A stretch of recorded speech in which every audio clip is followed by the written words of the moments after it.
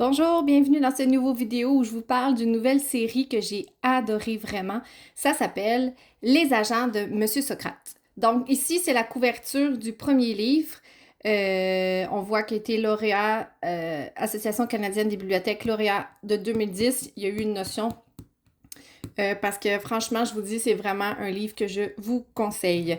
Dans le fond, je vais vous faire un petit résumé de qu'est-ce que c'est que les agents de Monsieur Socrate. Ici, le personnage que l'on voit, dont le visage est voilé, s'appelle Modo. Modo, pour ceux qui connaissent Quasimodo, vont faire tout de suite la référence au personnage dans Notre-Dame de Paris, du fait que Modo, c'est un jeune garçon difforme. C'est vraiment pas un joli garçon, il est très difforme, mais il a la faculté de pouvoir se transfigurer. Il peut changer ses traits, il peut redresser sa colonne, il peut changer de visage, il peut jouer le rôle d'un personnage, dans le fond. Dans le fond, Monsieur Socrate, c'est un agent du gouvernement qui engage des espions. Et ce qu'il adore chez Modo, c'est justement le fait qu'il peut se transfigurer. Donc, il se dit que personne ne saura jamais qui est véritablement Modo parce qu'il ne sera jamais présenté sous sa véritable identité. Donc, Monsieur Socrate va venir chercher Modo quand il est tout jeune encore. Il va l'acheter à un cirque ambulant.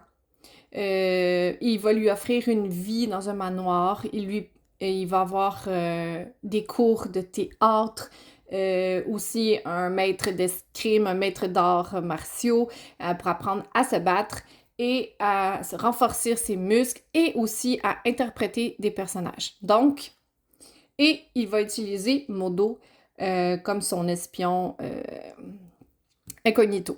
Donc, ici, ça, c'est la première couverture du livre. On voit Modo. On voit vraiment un peu une allusion avec Notre-Dame de Paris, qu'il est au-dessus de la ville. Et on voit en bas, ici, la ville. Voici le deuxième livre. Non, je me mélange. Le deuxième, c'est celui-là. Dans celui-là, Modo va prendre les traits du personnage que l'on voit à droite de la fille, juste ici.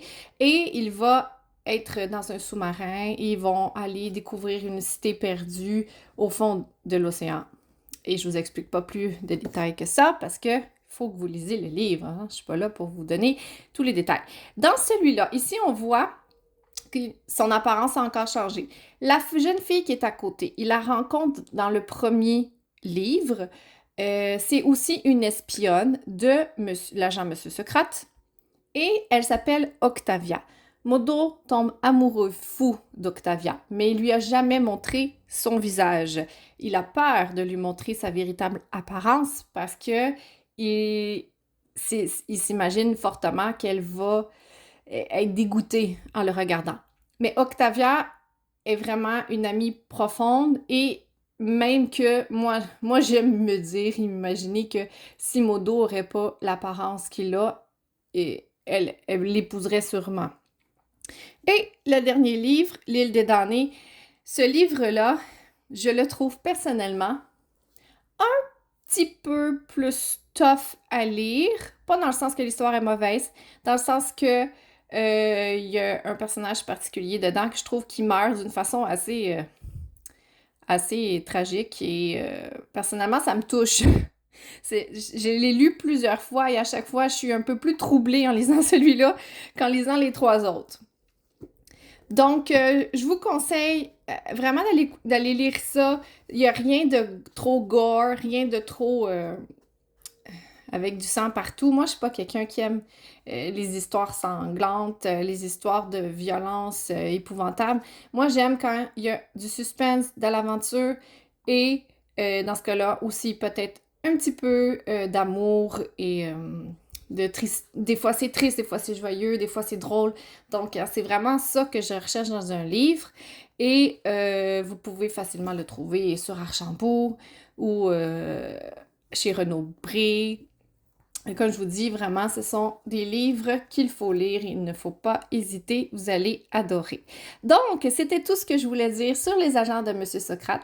Je vous remercie de m'avoir écouté. Mettez-moi un petit pouce en l'air si vous avez apprécié la vidéo.